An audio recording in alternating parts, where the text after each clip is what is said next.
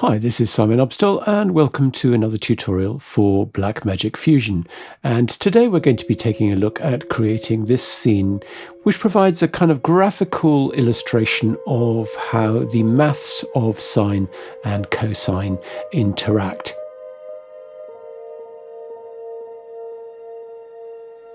So there's quite a bit of tricky rigging involved in this project, but I hope you'll find it a useful workout for your Fusion expression skills. So let's make a start. So the first thing I want to do is make a clock face. So bring up the 3D shape tool and let's select torus. Let's have a look at what we've got. Big fat torus, really nasty. Let's set its radius to 0.5 and its section to 0.005. And then let's crank up those base subdivisions. Let's go for maybe 60, just smooth it out a bit. Let's come to transform. I want to rotate it through 90 degrees on X, and then I also want to move it up on Y, so 0.5 on Y. So now its base is sitting on the floor. So I've renamed that face, and now I want to make a hand to go around the clock face. So bring up the 3D shape tool again. Let's select cylinder. Actually, I should have joined those, so let's merge those. Cylinder. Again, let's have a radius of 0.005, height of 0.5, and let's come over to transform, pivot. I want to move the pivot down to the bottom of the cylinder, so I'm going to set that to negative 2.5 on Y, and then I'm going to set the Y translation to 0.75. So now we've got the hand there, and that's rotating around if we rotate it on Z. So the next thing we're going to do is we're going to add an expression to the Z in order to create the rotation. So right click, expression. So I'm going to type open brackets time times 2.5, close brackets, negative 90 or minus 90 if you prefer. So then our hand starts here and then it goes anti-clockwise at this speed. I've literally just chosen this speed because I kind of like it for the purposes of this animation. So I also want to set my end time to 750 frames. So next I want to add a new 3D merge tool after this one here. And again, bring up the 3D shape tool. And what I want to do here, if we look at the output, I want to set this to sphere. I want to set that to 0.01 just as a starting point. Actually, let's go for 0.05 so it's nice and big for just for now. And so I'm going to put this in the middle of the clock face. So to do that, let's come to the translation and set the Y value to 0.5. So then I want to have another ball that follows the movement of the hand around the clock face. And to do that, I'm going to add a 3D transform. I'm going to pipe the center ball out of that and into the transform and then bring that back into the merge like that. So I've called that new one rotating ball. And what I want to do is apply some expressions to the X and the Y to link it to the polar rotation of the hand. So I'm going to command click the hand so we can see both of them like this. So then I'm going to add an expression to the X translation of the rotating ball, add an expression, and I'm going to pick whip that Z rotation off the hand. So then we get this value here. So now I can edit this. So first of all, I'm going to type 0.5 times, and then cos for cosine, open brackets, open brackets. So at the end of this picked whip value, I'm going to type plus 90. I'm going to close the brackets, and then I'm going to divide this by open brackets 180 divided by pi, close brackets, close brackets. So now what is happening to that sphere is that it's moving around in sync with the hand rotation. So this 180 over pi is obviously converting between degrees and radians. So then I'm going to copy that expression, and I'm going to add an expression to the Y, and I'm just going to paste that in there. Let's look what happens to start off with, and that's not exactly what we want. So what we need to do here is to change the cos to sine, S-I-N, and then we get the perfect rotation of the ball in sync with the hand. And we've turned that polar rotation of the hand into Cartesian coordinates for that rotating ball. And now this rotating ball is going to be able to drive everything else. So we still haven't got a value for Z, which we need. So to make the whole process of building this a little bit easier, I'm actually going to make a dummy object to which I'm going to link these X and Y's and then add in a Z. So again, I'm going to use a 3D transform for this. And let's select the rotating ball so we can see both of them. Let's make sure we can see both these translation values. Add an expression to the transform X and pick the X value of my rotating ball. Do the same thing for the Y. Expression, pick whip the Y. And then for the Z, I'm going to enter an expression, which is time over 100. Now, strictly speaking, this should be time over 144, as you'll probably know. But just to make my animation look nice, I'm using an arbitrary lower value just so it moves down the Z-axis a little bit quicker. So as you can see, this new transform I've renamed as driver. So now we need to add a few more of these spheres to start creating the linkage. As you know, we've got this master ball here. This one is simply going through a 3D transform to create the rotating ball, and we're going to do the same with the others. So I'm going to add another 3D transform. This one I've labeled cos ball, so I'm going to pipe the center ball into it, pipe this into the 3D merge. It's going to start getting quite messy quite quickly, but never mind. So let's command click the driver. So we've got them both, open up the driver. So this cos ball, basically I want to go left to right, but I don't want any Z value to it. So the left to right is an X value. So I'm going to add an expression to the X, and then I'm going to pick whip the driver's X translation. So now you can see it's going left to right like that. The only thing we need to do is we need to adjust its Y position so it's sitting on the floor, so negative 0.5. And now that one's going left to right like that. And I also want a sine ball that goes up and down. So again, let's make a new 3D transform, pipe the ball into it. I've called that sine ball. Just go and grab my driver so they're next to each other, select them both, open up the sine ball so we can see. So the sine is going to be the vertical axis. So we need to add an expression to the Y, and then we can pick whip the Y driver value. If we link it up, you can see it's going up and down. It's this one in the middle here. And we just need to move it across on X, so 0.5. So that's going up and down like that. Now, just a word about this overall animation. So a sine wave really takes place over 2 units. And what I've done, you'll notice in my original expression, is I've multiplied it by 0.5. So it only takes up half the height. Because basically I want it to go from 0 to 1 rather than negative 1 to 1. Just makes my design a little bit easier. But it doesn't meaningfully affect the maths. So I want 2 more balls which track the Z position of the 2 different waves. So let's again make a new 3D transform. Let's pipe the ball into it. Let's pipe that back into the merge. Hard to keep it tidy at this point, but we'll make it tidier later on. So I've called that one cos depth. So select the driver and the cos depth. Then the cos depth needs to have the X translation. So right click, add expression and pick whip the X.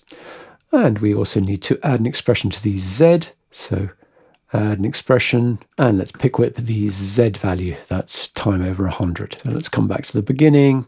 So you'll see that that ball starts to move like this. It's this one here. The only thing we need to do is we need to move it down so it sits on the floor. So negative 0.5 on Y. And hopefully you can now see that that is inscribing the cosine wave along the floor in this Z-axis. So the final one is the sine depth. So again, same thing, 3D transform. Again, pipe the ball into it. and add it to the 3D merge. I've renamed that as sine depth. Select it along with the driver. As I say, the sine is the vertical, so we want to add an expression to the y, add expression, and then pick whip the y value there. We also want to add an expression to the z and pick whip the driver's z value. And now this ball here is, you can probably see this one here, and it just needs to move over on x to 0.5. And as you might be able to see now, it's starting to inscribe the sine wave vertically. Probably starting to get a little bit confusing, but once it's all kind of joined up, it'll start to make a lot more sense. So now we're finished with these balls. I think I might just reduce the size of that center ball, which is, after all, controlling everything. We've got a radius of 0.05. Let's maybe go for 0.025. And I think that's a little bit more manageable. So now what we can do is kind of group all of those just to get them all out of the way. I think what I'll do is I'm going to disconnect that merge. So they've got their own kind of merge there. Select all of them and then group them. And we can call them balls. And then we can merge that over the other merge. So the next thing I want to do is to create the bars that connect these different points. So I'm going to make a new shape, so 3D shape. It's going to be a cylinder. Let's move that out of the way. Let's pipe that into here. So let's have a radius of 0.0025. So we're going to start with the depth bars. And to do that, we need to transform this by rotating it through 90 degrees on X. And now you can see it's kind of like running down the depth. So I've renamed that as depth bar. And as before, what I'm going to do is I'm going to add a 3D transform because I want two different ones of these. So I'm going to pipe the depth bar into the 3D transform and pipe that output into the 3D merge and disconnect the main output. So let's first of all think about the cos. So obviously we need to have this move left and right. So let's again bring in our driver. We select both of these. So we need to add an expression to the x. So add expression to the x and pick whip the driver's x value. And so now the bar is moving left and right. But next what we're going to do is something quite fun, which is to use the custom vertex tool to get it to follow the movement of the cos depth ball. So with that transform selected, let's add a custom vertex tool. Now, the thing about the custom vertex tool is that in these vertex values, we can't access external values directly. So we need to plug them into the number values. And I'm going to do that using the driver again. So let's select the custom vertex tool and the driver with the numbers exposed. And then I'm going to use N1, N2, N3 for X, Y, and Z. So I'm going to add an expression to number 1 and pick whip the X, add an expression to the Y, and pick whip the Y, add an expression to the Z, and pick whip the Z. So now this custom vertex tool is set up in such a way that we can reuse it. So let's move the driver out of the way. So in this instance, let's come back to vertex. And we're interested in the depth. So what we're going to do is have a conditional for the Z position. And it's going to be if, open brackets, PZ, which is the Z position, is greater than 0, comma, then the Z depth, which is N3, comma, 0, close brackets. And hopefully now you can see how that works. This bar is connected to that cos bar at the back there, and is moving along with that cos depth. So I've renamed this transform as cos bar depth, and let's add another 3D transform, pipe the depth bar out into that. Let's bring up our driver again. So this is going to be the sine depth. So what we're interested in is linking the y. So add an expression to the y translation and pick whip the driver's y. Let's copy this custom vertex, Command C, Command V, pipe the output of our new transform into that and pipe that into the merge. And then you can see that we've now got this bar here, but it's in the wrong position. So we need to move it over on X, 0.5, And then we need to add 0.5 to its Y position, plus 0.5. And now you can see it's connecting with that sine depth ball and all is good. So finally, we need to link this cos ball to the rotating cos ball. And we need to link this sine ball to the rotating ball as well. So I'm going to copy that depth bar, Command C, Command V. Let's pipe it into the merge. We'll need a 3D transform, so 3xf. So I've renamed the bar as cos bar. So this bar is obviously going to be vertical. So let's come back to the bar itself and transform. And we just need to cancel out its x rotation. So it's going vertically like that. Then we need to get it to move left and right using the transform. So let's select the transform and the driver. And then we can pick whip the x position. So add an expression to the x and pick whip the x there. And you can see it's now going left to right. This is good. And then we need to use our custom vertex tool. So I'm going to copy either one of those, paste it, and then stick it in here. So obviously in this instance, we're not interested in the Z. That's why we've got this scaling on Z here. So let's reset that Z position to PZ.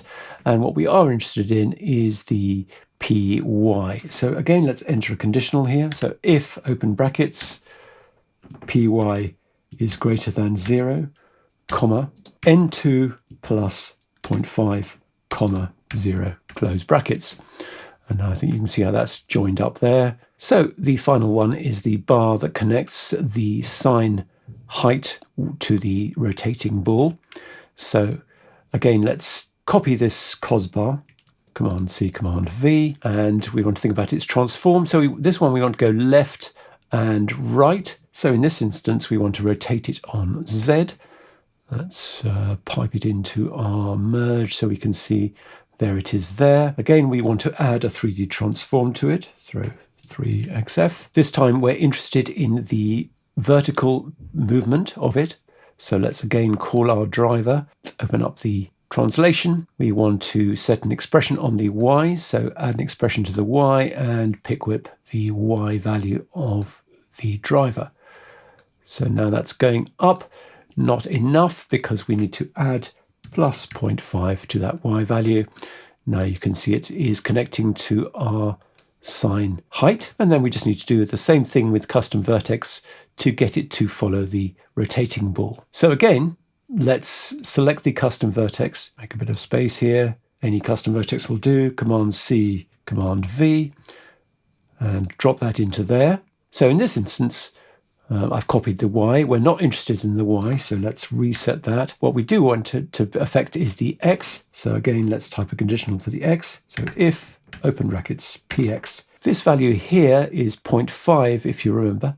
So we want to do px is less than 0.5, comma. So the value we want is, as you can see from our numbers, is this translate x value, and that's n1. So n1, comma, 0.5, close brackets. So now that is linking up as well. So we've got our entire mechanic working. And that was a lot of work, but hopefully it's kind of given you some good insight into how these things can be made to link. And I think that use of the custom vertex tool is really quite interesting. So to get us out of this mess, what I'm going to do is group all these bars, but at the same time, I actually want them to be in their own merge. So I'm going to disconnect all of these things from the merge here, use this as the main merge, and then group all of those, take the driver out of it, select all of those and group them, and we can call this bars. So now we've got our different elements here, balls, bars, driver, face, hand, and so on. Let's connect the face and the hand. Let's merge the balls and the bars over the top of that.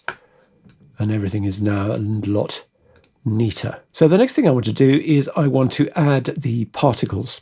So I'm going to add a particle emitter, and at the same time a particle renderer. And I'm also just going to add a 3D merge over that so we can group these two sets of particles together. Actually, might as well pipe them in here so we can see. So pipe that merge into that 3D merge there. And let's come to the start. So the number of particles I want is 20. Our lifespan wants to be 750. If you remember, that's our duration here. Let's come over to style. I want to set it to blob. Let's open up the size controls. And let's set that to something like 0.025. And let's come to the region. Let's leave it at sphere, but set the size to 0. So now we can use our driver again to set up the translation of the emitter. So let's first of all concentrate on the cos, which is the floor. So select both of these. And so now I'm going to pick whip the x, obviously. So let's add an expression to the x and select this, and we also need to add an expression to the z and pick whip the z. So I don't know if we can now see this. Yes, we can. We can see that line being drawn on like so. So these are our cos particles. So then let's select both the cos particles and the renderer, Command C, Command V. As you see, I've renamed this as sine particles, and let's again use our driver to animate it. So select the sine particles and the driver. Sure we can see them both. I want to come to the region for the sine particles. So let's clear that x offset. So remove expression, and let's reset it to the default. But we do want to add an expression to the y offset. So right click, add expression, and pick whip the driver's y value. So now let's pipe that into that merge there, come back to the beginning and see how our y particles are working. As you can see, we need to move them across on x. So x offset is 0.5. And we also need to move it up. If I come to the start, you can see that it actually should be starting from halfway up the circle. So we need to again add 0.5 to that y offset value, so plus 0.5. And you can see now if we press play from the beginning, that's emanating from that position there, which is what it should do. And now we've got our entire mechanic set up. So I don't know about you, but at this point I'm a little bit exhausted, and I think it's probably a good time to take a break. If there's enough interest, I will do a second part in which I show you how to do some of the styling that I did in my version. But I hope that's been interesting. Thanks very much indeed for watching. See you again another time.